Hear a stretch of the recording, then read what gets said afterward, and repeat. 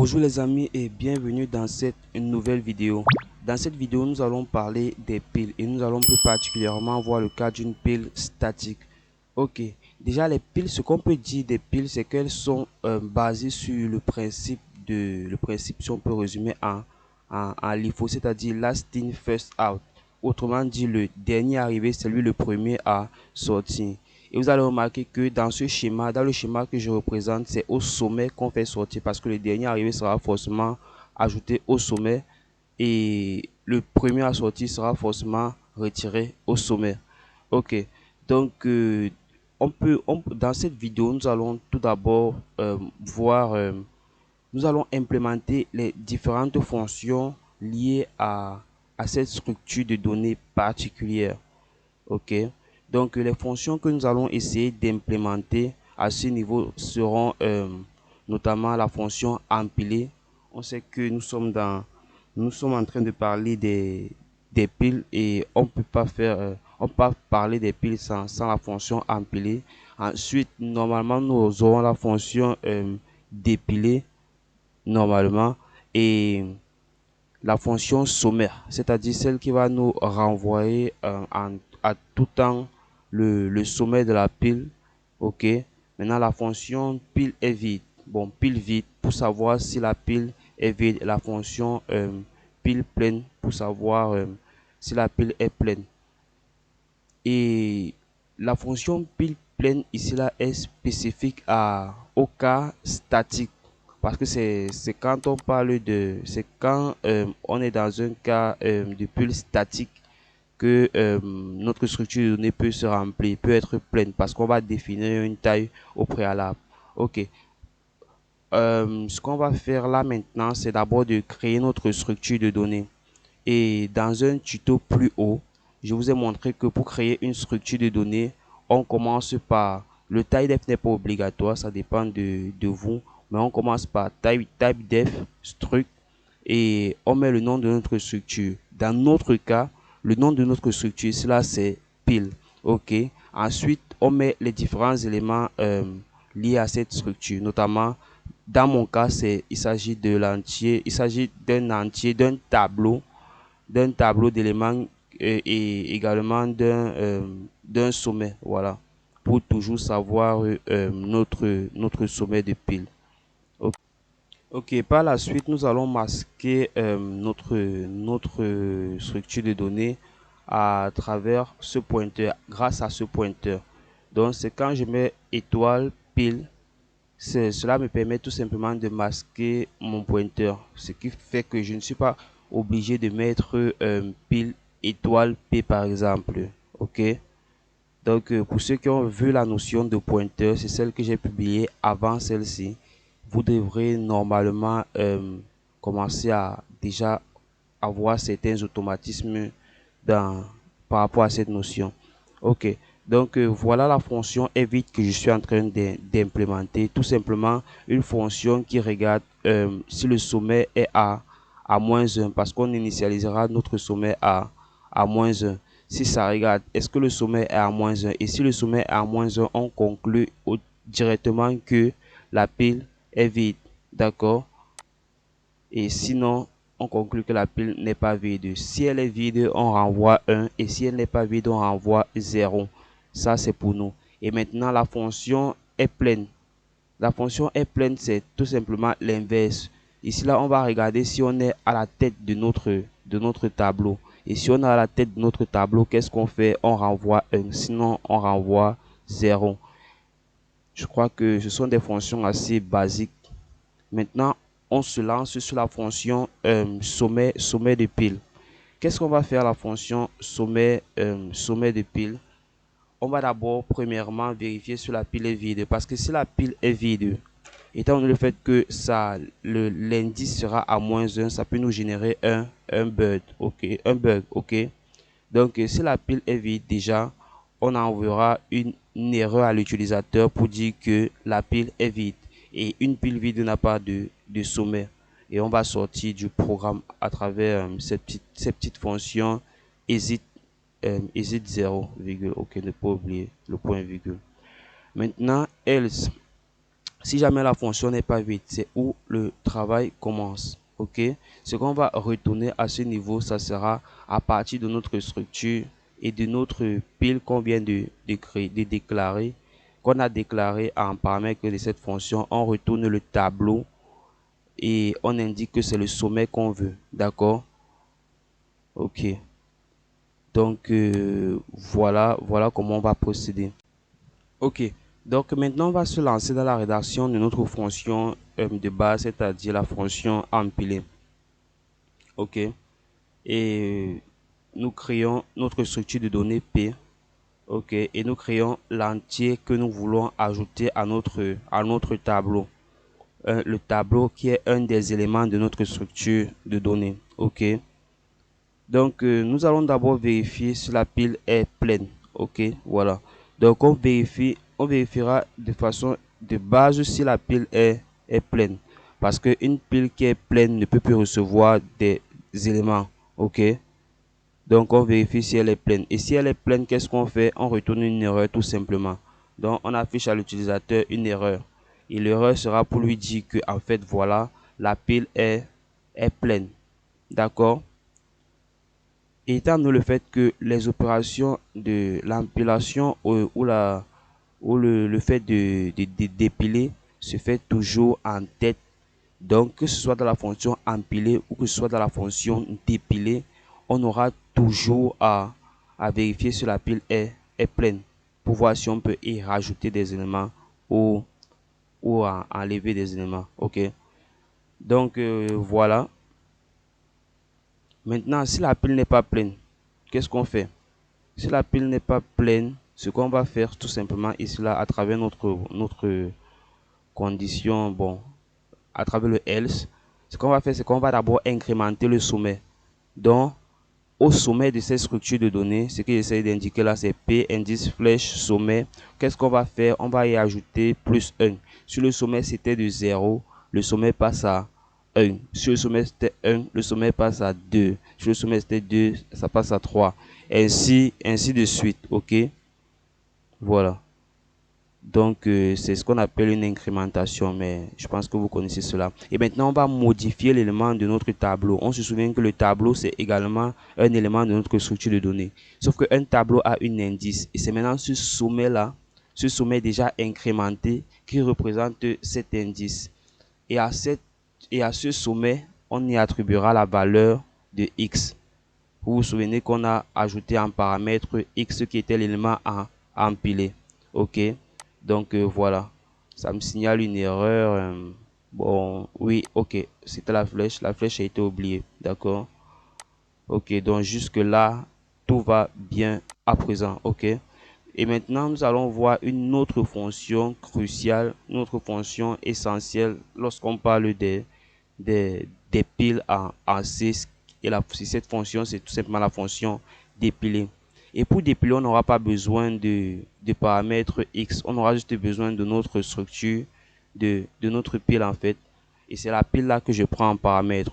Ensuite, je vérifie également si elle est pleine. Si elle est pleine, par exemple. Bon, je ne pense pas qu'à ce niveau, ce soit très utile.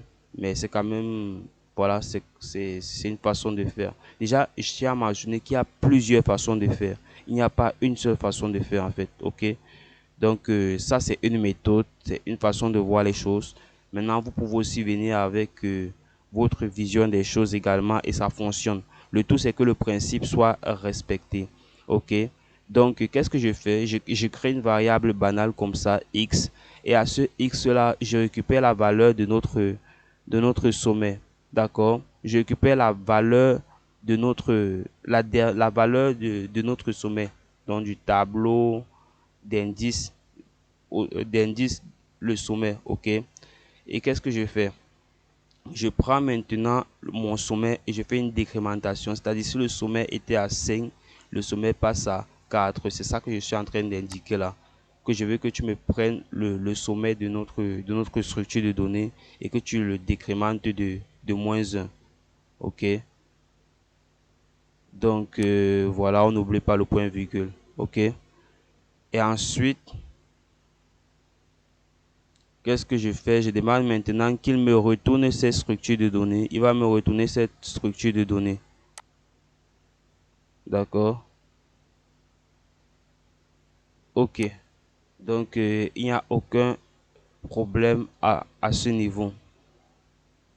Oui, il n'y a aucun problème à ce niveau. Donc, vous verrez que le nouveau sommet, c'est le sommet d'avant. OK. Donc, le nouveau sommet, ça devient 4 en fait. Et ça veut dire que le cinquième élément a été retiré, si on veut dire, si on peut se permettre cet abus de langage. Donc, en gros, l'opération, la fonction dépiler réside sur le fait qu'on va juste faire une décrémentation de sommet. Maintenant, on va voir des autres fonctions complémentaires, notamment celle que je suis en train d'écrire là, qui consiste à initialiser. OK? C'est une fonction complémentaire, mais elle est toujours utilisée comme une fonction de base parce que à la création du tableau, on initialise d'abord les paramètres. OK? En notre création de notre tableau, on initialisera toujours ces éléments. Et on va commencer par faire un malloc. Malloc, c'est tout simplement cette opération qui consiste à créer de l'espace dans notre mémoire. OK? On génère de l'espace dans notre mémoire pour un travail qu'on prévoit faire. D'accord? Et on va initialiser notre pointeur, ce que je viens de faire. Donc, on va initialiser notre pointeur à -1 pour dire qu'en gros, la pile, elle est vide. Donc, nous ne sommes pas encore... on ne commence pas encore à parcourir déjà notre tableau. Pour ceux qui ont des soucis de compréhension, je vous conseille de redémarrer, de vous replacer au début de la vidéo et de bien visualiser le petit schéma que j'ai essayé de faire. Vous allez comprendre beaucoup de choses.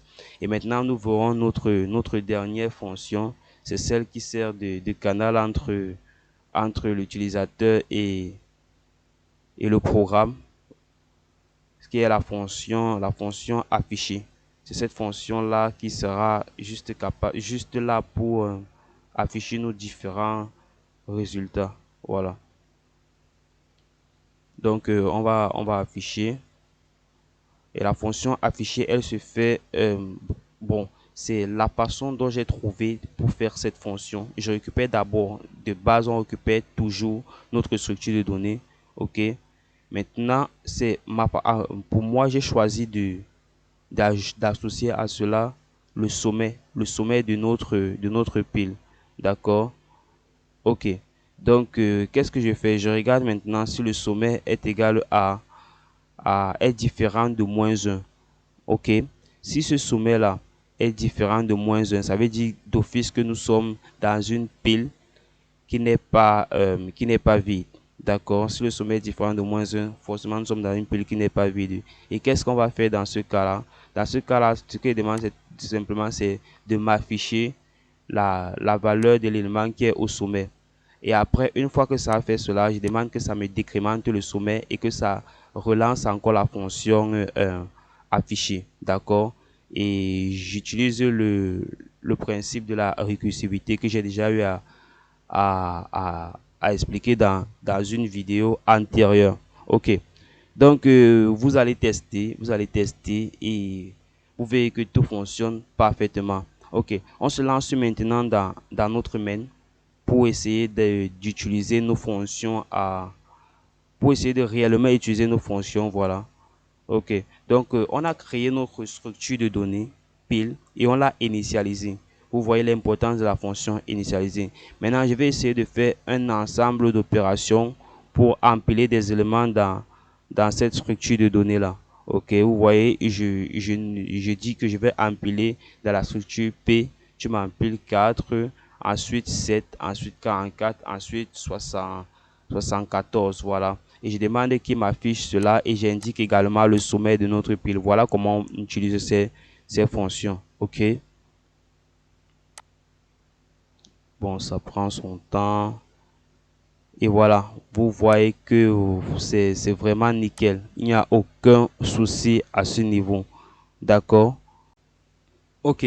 Maintenant, nous allons implémenter une fonction que nous avons eu à créer, c'est-à-dire la fonction sommet de pile, afin de savoir l'élément qui est au sommet de notre pile, c'est-à-dire le dernier élément qu'on a eu à ajouter dans notre pile. Dans notre cas, si c'est 74, et on va vérifier effectivement si la fonction sommet nous retourne cet élément. Donc voilà, j'ai un peu l'affichage là à travers la fonction de base printf, et on regarde. Je vais écrire tout simplement que le premier élément de notre pile, c'est-à-dire, oui, le premier élément de notre pile est pourcentage D. On sait à quoi c'est ce descripteur. Pourcentage D, et je marque là tout simplement X. Et je marque X, ok. Donc, normalement, si tout fonctionne bien, ça devrait m'afficher 74, d'accord. Bon, il y a une petite erreur, le point virgule, ok. Bon, ça prend son temps. Voilà. Et vous voyez que ça me mentionne effectivement que le premier élément de notre pile est tout simplement 74. Donc, la fonction empilée, la fonction sommet de pile est effective. Ok, donc ça serait vraiment un drame de terminer cette vidéo sans tester également notre fonction dépiler. Et on a dit que pour dépiler, on va tout simplement indiquer le nom de notre structure de données. Ici là, c'est P. Et voilà, bon, voilà, tout simplement, il y a pas grand chose à rajouter. Donc je vais mettre dépiler, et voilà, c'est tout. Et j'ajoute le nom de la structure de notre structure de données, dépiler P par exemple. Ok, et vous verrez que ça me retirera l'élément qui est au sommet, notamment 74. Ok, donc regardons.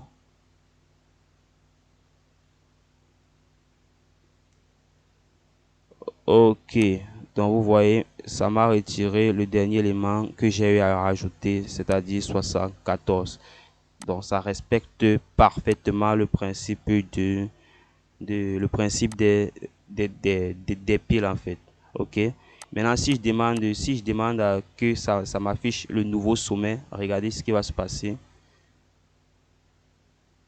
Oh, je sais pas pourquoi ça commence à être lent comme ça, mais bon. Bon, certainement parce que je n'ai pas eu à faire un free. Bon, je n'ai j'ai pas tellement la mémoire. Mais déjà, vous voyez l'importance de que quand on fait de l'allocation de la mémoire de façon dynamique, de faire un free. Donc, vous voyez, ça m'indique également que le premier élément, ça m'indique une fois de plus que le premier élément est 4. Donc, tout fonctionne normalement. OK. Voilà. Donc, nous sommes arrivés au thème de cette vidéo portant sur les piles statiques.